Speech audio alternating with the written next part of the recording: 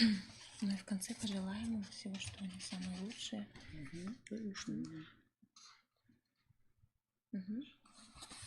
Добрый день, дорогие ребята! Сегодня мы с вами встречаемся в очередной раз для того, чтобы разобрать задания регионального этапа Всероссийской олимпиады школьников по немецкому языку. Мы с вами встречались 19-20 февраля в университете, и у нас были с вами два тура. Первый тур был письменный, там у нас было 5 конкурсов. Это лексико-грамматический тест, который оценивался максимум в 20 баллов, страноведение, оценка максимум 20 баллов, чтение максимум 20 баллов, аудирование 15 баллов и письмо 20 баллов. То есть общее количество баллов за письменный тур можно было набрать это 95. Второй тур устный, презентация ток-шоу в мини-группах, максимально можно было набрать 25 баллов. То есть в сумме 2 тура, устный и письменный тур, максимальное количество баллов за региональный этап составляет 120 баллов. Давайте сейчас познакомимся с каждым конкурсом отдельно, разберем его. Значит, первое, что вы писали, это был лексико-грамматический тест. Вам нужно было заполнить пропуски в оригинальном тексте. Максимум вы набрали 7 баллов, минимальное количество было 0. Здесь оценивалось все строго по ключу. И ключ, да, был такой ключ. И за каждый правильный ответ вы получали 1 балл. Тут, к сожалению, пока мы ничего не можем прокомментировать, в отличие от последующих конкурсов. Следующий конкурс, который вы писали, это было страноведение. Максимум из 20 баллов вы набрали 15, и минимальный балл был 2. Значит, вы писали по 2 темам, это были российские путешественники, и вторая тема была посвящена Бертольту Брехту. Точно так же мы оценивали это по ключу. Здесь, к сожалению, также мы не можем...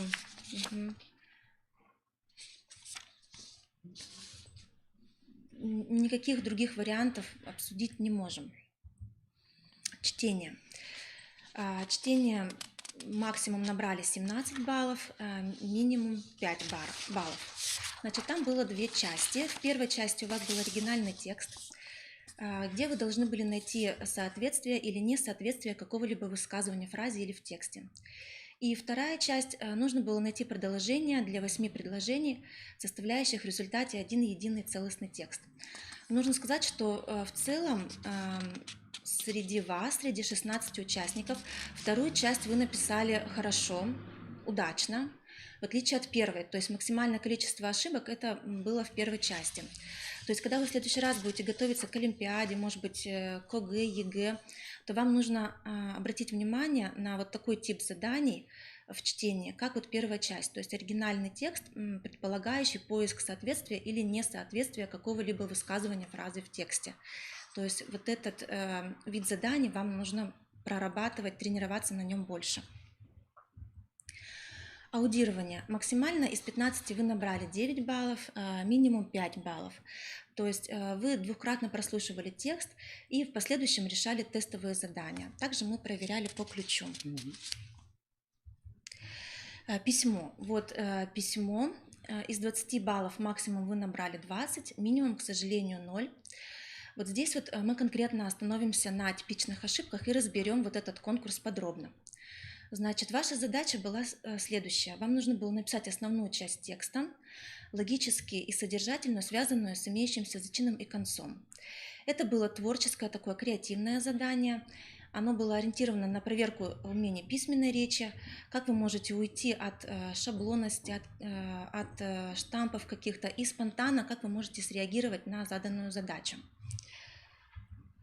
Значит, требования к сочинению были следующие. Объем сочинения 300 слов. Не менее 300. Не менее 300 слов, да, мы посчитали, сколько было слов в каждом сочинении у каждого из вас. Но если вы превышали объем, то есть у вас было больше 300 слов, мы не снижали балл. Если было меньше 300 слов, за это снижался 1 балл. Но в целом, если, например, 297, 256, то тоже в целом мы смотрели на качество работы, то тоже не снижали балл. Ну и также снижается балл, 1 балл за отсутствие заголовка. Заголовок у всех Это был. требование было, Да, это было кстати, требование, да, да, к но заданию. у всех вы с этим справились. Мгм. Значит, критерии оценивания вашего сочинения. Оценивалось содержание, насколько вы смогли решить коммуникативную задачу. То есть максимум можно было получить здесь 10 баллов.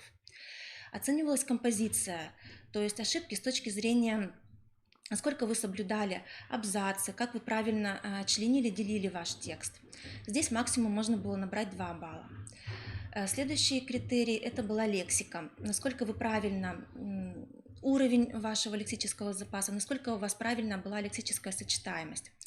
Максимум 3 балла, но если вы допускали одну ошибку, то за это баллы не снижались. Грамматика. Насколько вы правильно использовали грамматические структуры немецкого языка. Также максимум 3 балла, но если одна ошибка, баллы не снижаются. И также орфография и пунктуация максимум 3 балла, и точно так же 1-2 ошибки, за это не снижается оценка. Ваши типичные ошибки по содержанию. Максимум 10. Максимум, да, максимум оценивалось в 10. Вы видите на слайде, что средний балл за содержание 6 по группе вот из вас, из 16 человек. То есть какие типичные ошибки были? Вот середина написанного рассказа не совсем сочеталась с началом и концовкой, либо рассказ не передавал чувства и эмоции, ваши или героя, которого вы придумали, либо сюжет не всегда был понятен, либо он был очень простой, тривиальный, то есть не было креативности, динамики развития не присутствовало. Следующее – это композиция. Типичные ошибки. Не было четкой логической структуры текста, который вы писали. Абзацы. Не у всех присутствовали абзацы. Вот на это вам нужно обратить внимание, потому что в целом очень мало кто делил текст на абзацы. Практически никто. Единицы. И также нарушение связанности текста или ошибки в употреблении логических средств связи. Здесь союзы, причинно-следственные, например, Угу. да, вот их они отсутствовали, поэтому, конечно, это... То есть 2 балла максимум, но средний за композицию 1 балл. Лексика. Здесь нужно сказать, что тут были индивидуальные ошибки, потому что в каждом сочинении была своя заданная тема, у вас тут ошибки не повторялись. Валентин Сергеевич. Ну, может быть, здесь ошибки вот... Значит, здесь на слайде показаны ошибки и правильные варианты в скобочках. Ну, скажем, Sie bekamen Freunde. Вместо того, чтобы сказать Sie wurden Freunde. Но, судя по всему, здесь влияние английского языка to become, да, становиться. И вот такая фраза получилась.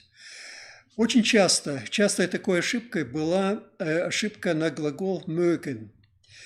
Дело в том, что глагол mögen, его форма, которую часто учащиеся используют, это möchte, является все-таки конъюнктивом претеритах, которые соотносятся с настоящим временем, то есть хотел бы, хотела бы, сейчас вот. А вы зачастую употребляли это möchte в значении хотел, то есть это уже у нас не условное наклонение, это как прошедшее время. В данном случае нужно было употреблять глагол wollen, то есть wollte форма, а не möchte. Так, следующее. Речь в этом сочинении, в этом письме шла о Нелли, о девочке Нелли. Но вот почему-то, когда вы говорили о ее родителях, вы вместо ihre Eltern говорили seine Eltern.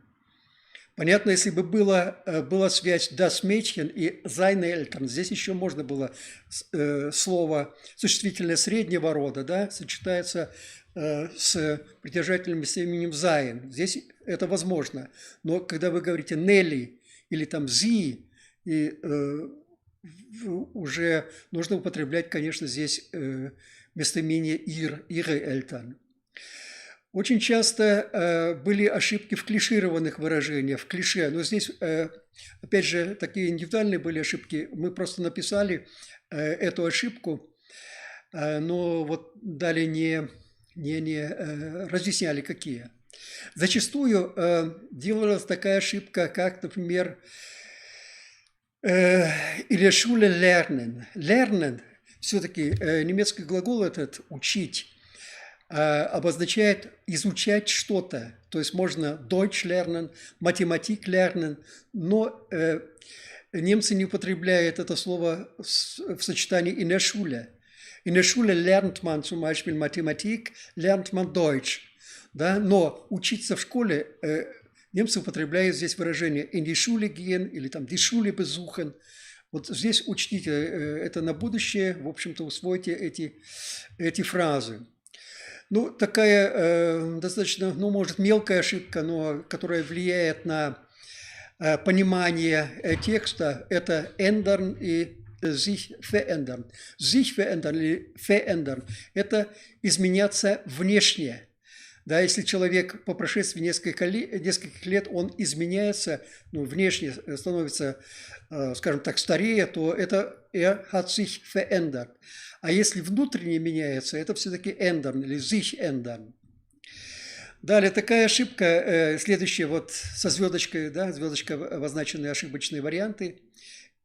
Очень непонятно, да, ins Frisur gehen. Фризур – это означает прическа, вот, то, что на голове, да. Вот, и как туда можно в прическу идти? Нужно было, конечно, идти в парикмахерскую, ну, немцы говорят, не в парикмахерскую идти, а идти к парикмахеру, да, zum Friseur gehen. Так, затем со звездочкой тоже ошибка. Sie schneidet ihre Haare. Все бы было ничего, в принципе, фраза правильная, но по смыслу она, конечно, не очень подходит, потому что все-таки, наверное, девочка не сама себя стрижет, а все-таки идет к парикмахеру, в парикмахерскую, и тогда sie lässt ihre Haare или ihr Haar schneiden. Далее, sie, вот, ins Bett сочетается все-таки с глаголом gehen, ins Bett gehen, sie ging ins Bett, но никак не kommen, то, что вот здесь помечено звездочкой. Далее, клишированное выражение. Вы знаете, die Stunde geht zu Ende, то есть zu Ende gehen выражение, но никак не kommen. Достаточно частая ошибка следующая. Перед встречей нужно было написать vor dem Treffen. Здесь предлог используется перед, предлог for. Before – это союз.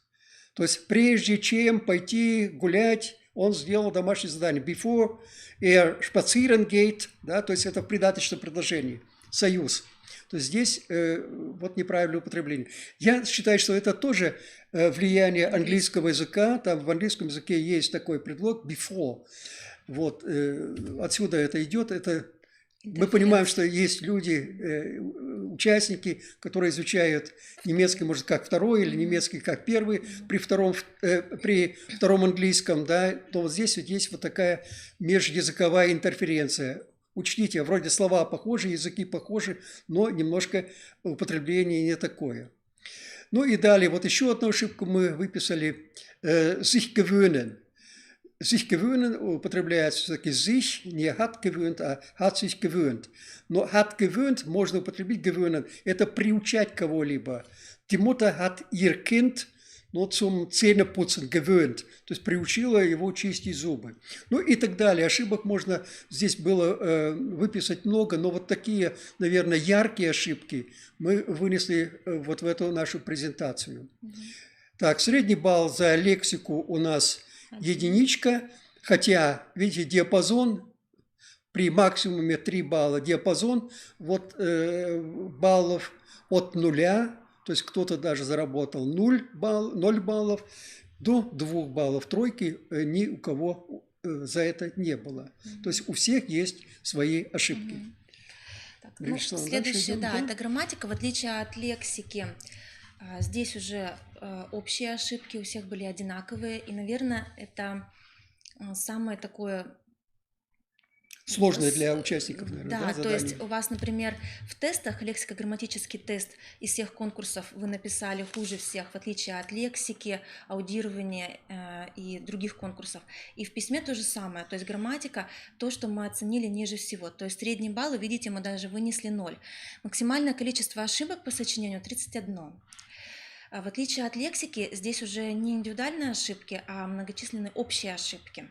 Вот давайте посмотрим, какие. Например, склонение имен существительных, прилагательных, образование множественного числа имен существительных, форма образования глаголов.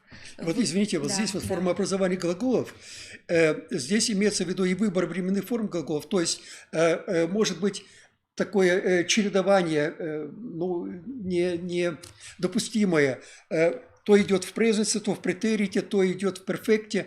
Во всяком случае, вот такая мешанина временных форм. Ну и плюс на формообразование, скажем, тот же самый глагол mögen, вот любимый почему-то, глагол mögen, такую форму образовывали. Правильная форма möchte, это для настоящего времени, хотел бы сейчас что-то, да, образовывает форму там möchtete, я не знаю, это неправильная форма, не запоминайте ее вот сейчас с моих слов, там gemöchtet, там я не знаю, когда форма gemocht должна была быть.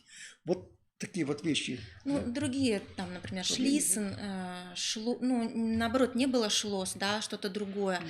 Управление глаголов очень часто, самое распространенное, то, что из года в год, это нету denken an.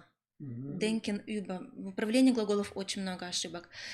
Выбор падежа с предлогами, выбор артикля у имени существительного, употребление частицы «цу» с инфинитивом. То есть наоборот, когда, например, модальный глагол, вы вставляете частицу «цу», и наоборот, там, где она должна быть, Да. нужна, например, «sie beschloss», вы ее потом забываете вставить. То есть вот на грамматику должно быть в целом вот по всей работе, по всему и письменному, и устному туру пристальное внимание. Орфография и пунктуация. Здесь все было неплохо, из 2 баллов средний 1.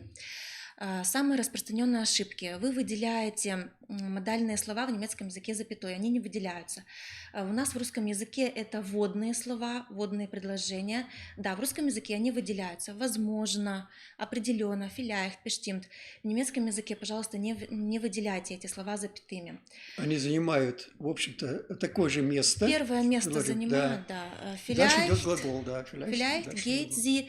То есть вот после vielleicht не нужно ставить запятую. И вот такие вот аналогичные случаи чаще всего, практически во всех работах вы выделяете запятую, то есть здесь уже интерференция с вашего русского родного языка.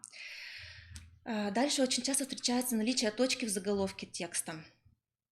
То есть точка не ставится в немецком тексте. Почему, наверное, вот и вводят организаторы Олимпиады заголовок как одну из требований того, чтобы он был, посмотреть, как вы правильно оформляете заголовок. Точка не нужна. Запомните это на будущее, особенно те, кто в 9-10 классе.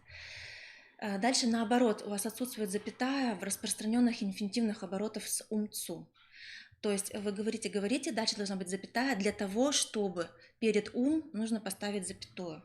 Обязательно. Ну и балл, значит, здесь. Балл снижался до средний 1, но тут в целом было неплохо, Да, меньше то есть всего, меньше всего.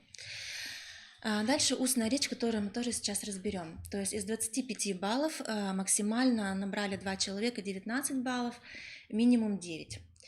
Значит, ваша задача состояла в том, чтобы в мини-группах организовать ток-шоу по предложенной теме. Значит, требования. Ваше ток-шоу должно было длиться не более 10-12 минут, но не менее 8 минут. В целом все справились. Члены группы должны были выступать в предлагаемых задания ролях или подобрать для себя другие роли, при этом роль ведущего нельзя было заменять на другую. Тут все было у вас нормально, вы ничего не заменяли, роль вы сохраняли.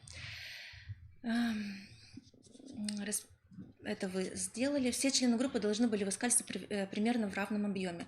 Здесь не совсем так всегда было, то есть кто-то все равно немножечко больше, кто-то меньше. И последнее, мы оценивали, критерии оценки были такие, оценивалась и ваша работа в команде, и ваш индивидуальный результат. Итак, в команде оценивалось, максимум давалось 5 баллов, за содержание, за решение коммуникативной задачи 5 баллов, насколько убедительно, наглядно и вы излагали свои мысли, максимум 3 балла, выразительность, артистизм, максимум 3 балла, лексическое оформление речи 3 балла, грамматическое оформление речи 3 балла и произношение тоже 3 балла.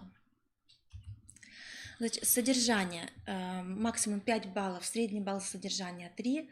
То есть в целом вы все, ваши 4 группы или мини-группы справились с коммуникативной задачей, вы ее выполнили, вы раскрыли тему, Смысл выступления вполне понятен, но иногда просто случалось такое, что содержание тривиально. Не во всех группах, но вот за это снижался балл.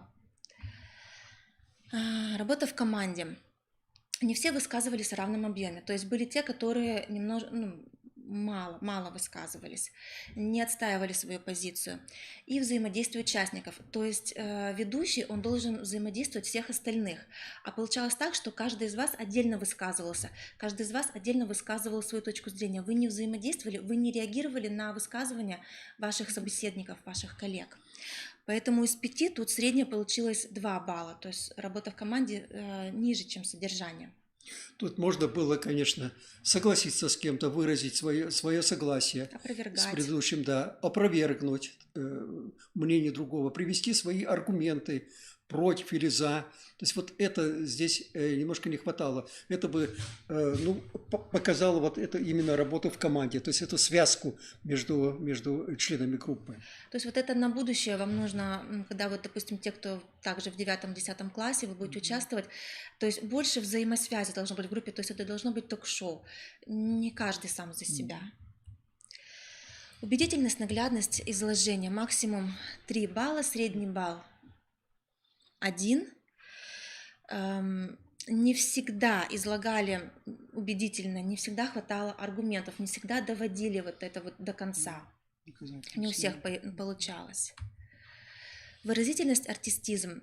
Да, отдельно можно кого-то было отметить, нам понравились участники в целом, но в целом тоже получается из 3 средний 2 балла. То есть не у всех вот это получалось, и поэтому здесь у кого-то вот этот балл снижался. То есть от 1 до 3, так или иначе, вот были такие оценки, в результате вот 2 получилась, да, 2 балла. Но 0 тут, по-моему, ни у кого не было. 0 нет, да. Так, лексика. То же самое, как и в письме, индивидуальный характер. То есть тут нельзя как бы сделать, обобщить в целом. Значит, часть участников демонстрировала владение широким вокабуляром. Даже, можно сказать, вы нас поразили, нам очень понравилось. Это было очень похвально. Очень высокий уровень владения языком. Выбирали такие интересные выражения.